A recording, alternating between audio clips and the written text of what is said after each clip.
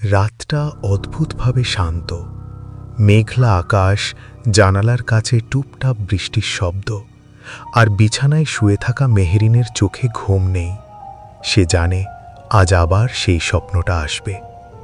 প্রথমবার যখন দেখেছিল সে ভেবেছিল এটা একটা সাধারণ স্বপ্ন, কিন্তু এখন এটা যেন তার জীবনের একটা অংশ হয়ে গেছে। মেহরিন ধীরে ধীরে চোখ বন্ধ করল। সে দাঁড়িয়ে আছে একটা ফাঁকা রেল স্টেশনে। চারদিকে কুয়াশা, কোনো মানুষ নেই, শুধু দূরে একটা হলুদ আলো জ্বলছে। হঠাৎ সে শুনতে পেল, তুমি আবার এলে। মেহরিন ঘুরে দাঁড়ালো। ওই ছেলেটা, একই চেহারা, একই চোখ, অদ্ভুত শান্ত হাসি। তুমি কে?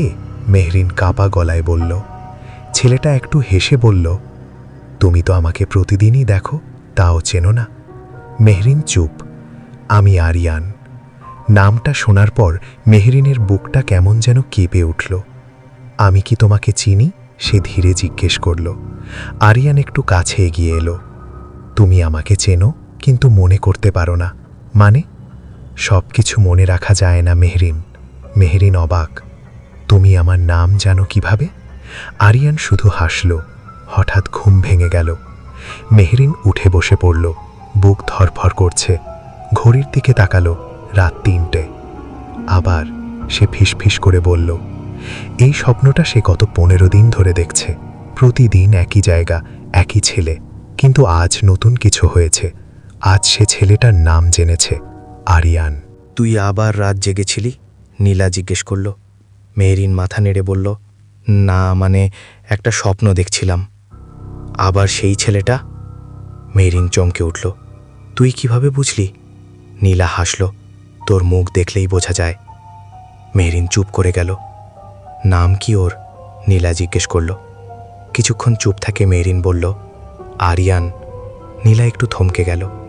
অদ্ভুত নাম তো। কেন? কিছু না। তুই ওকে কখনো বাস্তবে দেখেছিস? মেহরিন মাথা নাড়ল। না, কিন্তু মনে হয় আমি ওকে চিনি। কলেজ থেকে ফেরার পথে হঠাৎ বৃষ্টি শুরু হলো। মেহরিন দৌড়ে একটা পুরনো বইয়ের দোকানের সামনে এসে দাঁড়ালো। দোকানটা খুব পুরনো, ধুলো জমে আছে, ভিতরে কেউ নেই মনে হচ্ছে। সে হালকা করে ভিতরে ঢুকল। কেউ আছেন? সে ডাকল। কোনো উত্তর নেই। বইয়ের তাকগুলো দেখতে দেখতে হঠাৎ তার চোখ পড়ল একটা পুরনো ডায়েরির ওপর। ডায়েরিটার কাভার ছেঁড়া, ধুলোয় ভরা, কিন্তু অদ্ভুতভাবে যেন ওটা তাকে ডাকছে।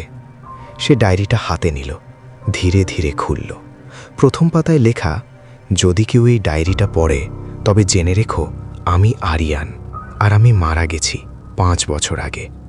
মেহরিনের হাত কেঁপে উঠল। না, এটা সম্ভব না। তার চোখ ঝাপসা হয়ে আসছে।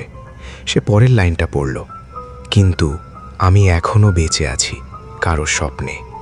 হঠাৎ দোকানের দরজা নিজে থেকেই বন্ধ হয়ে গেল। একটা ঠান্ডা হাওয়া বইল, আর খুব কাছে, একদম তার কানের পাশে। তুমি অবশেষে আমাকে খুঁজে পেয়েছ মেহরিন। মেহরিন ধীরে ধীরে পিছনে ঘুরল, আর দেখল আরিয়ান দাঁড়িয়ে আছে বাস্তবে। দোকানের ভিতরের বাতাসটা হঠাৎ ভারী হয়ে উঠল। মেহরিনের চোখ স্থির হয়ে আছে সামনে দাঁড়িয়ে থাকা ছেলেটার দিকে। একই মুখ, একই চোখ, ঠিক সেই হাসি। আরিয়ান, তুমি? মেহরিনের গলা শুকিয়ে গেছে। আরিয়ান ধীরে ধীরে এগিয়ে এলো। ভয় পেও না, সে শান্ত গলায় বলল, আমি তোমার কোনো ক্ষতি করব না। তুমি তো? মেহরিন কথা শেষ করতে পারছে না। মারা গেছি? আরিয়ান হালকা হেসে বলল। দোকানের এক্ষুনি ঝুনি থাকা বাতিটা দুলে উঠল। মেহরিন কিছু বলতে গিয়ে থেমে গেল। হ্যাঁ, আরিয়ান ধীরে বলল, আমি মারা গেছি, কিন্তু পুরোপুরি না। এর মানে কি? মেহরিন এবার একটু জোরে বলল। আরিয়ান তাকালো তার চোখে। মানুষ শুধু শরীর দিয়ে বাঁচে না মেহরিন। কিছু স্মৃতি, কিছু অনুভূতি, ওগুলো কখনো মরে না। তুমি তাহলে একটা স্মৃতি, হয়তো। আরিয়ান হেসে বলল, বা হয়তো তোমার ভুলে যাওয়া অতীত। আমি তোমাকে চিনি, মেহরিন ফিসফিস করে বলল। আরিয়ান এবার চুপ হয়ে গেল।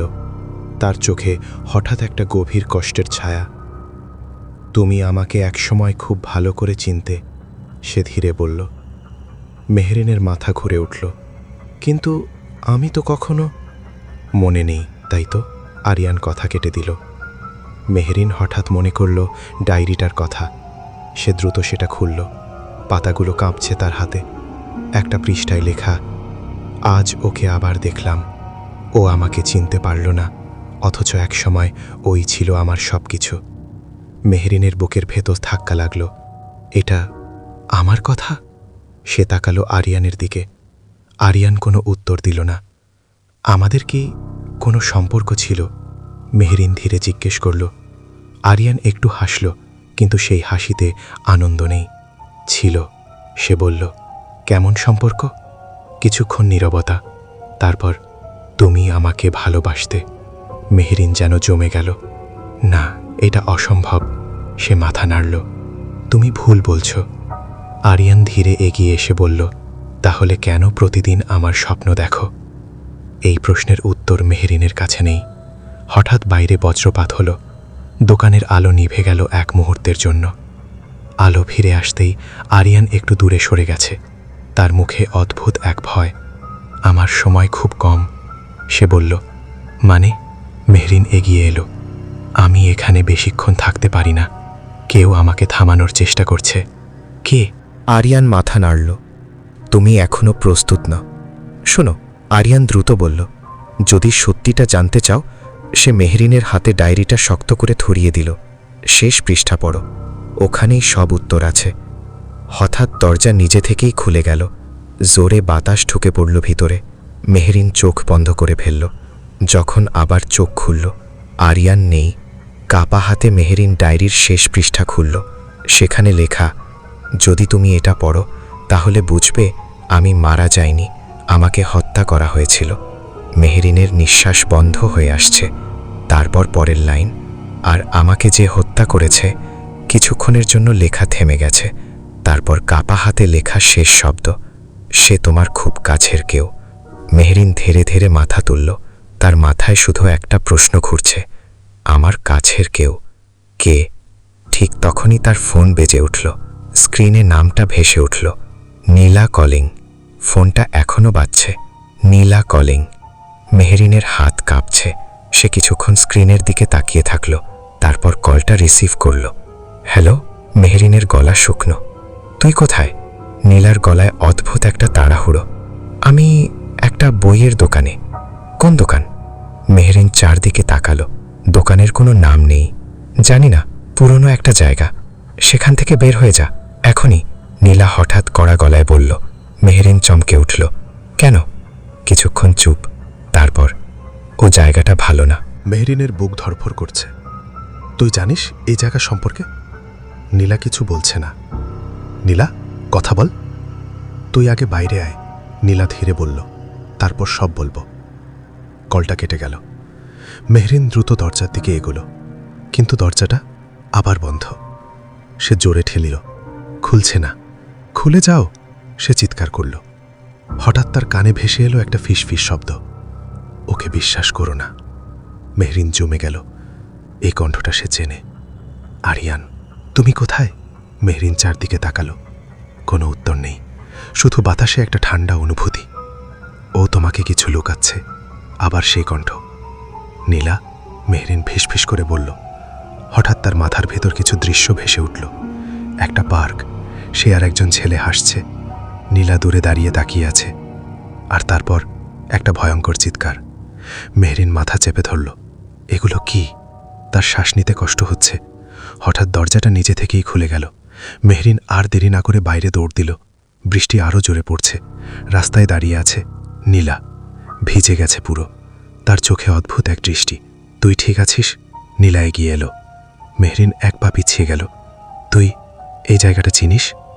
নীলা থেমে গেল। হ্যাঁ, সে ধীরে বলল। কিভাবে? নীলা গভীর নিঃশ্বাস নিল। কারণ 5 বছর আগে এখানে একটা ঘটনা ঘটেছিল। মেহরিনের বুক ধড়ফড় করছে। কি ঘটনা? নীলা মেহরিনের চোখের দিকে তাকালো। এখানেই আরিয়ান মারা গিয়েছিল। মেহরিনের মাথা ঘুরে উঠল। তুই আরিয়ানকে চিনিস? নীলা কিছুক্ষণ চুপ থেকে বলল, শুধু চিনি না, আমি ওকে খুব ভালো করে জানতাম। আমরা তিনজন সবসময় একসাথে থাকতাম। নীলা বলল, তুই, আমি আর আরিয়ান। মেহরিনের চোখ বড় হয়ে গেল। না, এটা সত্যি না। তুই আরিয়ানকে ভালোবাসতিস। নীলা ধীরে বলল। আর? সে থেমে গেল। আর কি? মেহরিন জিজ্ঞেস করল। নীলার চোখে হঠাৎ অদ্ভুত এক কষ্ট। আমিও ওকে ভালোবাসতাম। বজ্রপাত। মেহরিন স্তব্ধ। তাহলে তারপর? নীলা চোখ নামিয়ে নিল। তারপর সব কিছু বদলে গেল। সেদিনও এমন বৃষ্টি হচ্ছিল। নীলা বলল, আমরা তিনজন এখানে এসেছিলাম। মেহরিনের মাথায় আবার সেই ঝলক, চিৎকার, রক্ত, আর একটা ধাক্কা। কে কে ওকে মেরেছিল? মেহরিন কাঁপা গলায় বলল। নীলা ধীরে মাথা তুলল। তার চোখে জল, কিন্তু সাথে কিছু লুকানো। সত্যিটা জানার জন্য তুই প্রস্তুত না, সে বলল। ঠিক তখনই মেহরিনের হাতে থাকা ডায়েরিটা নিজে থেকেই খুলে গেল।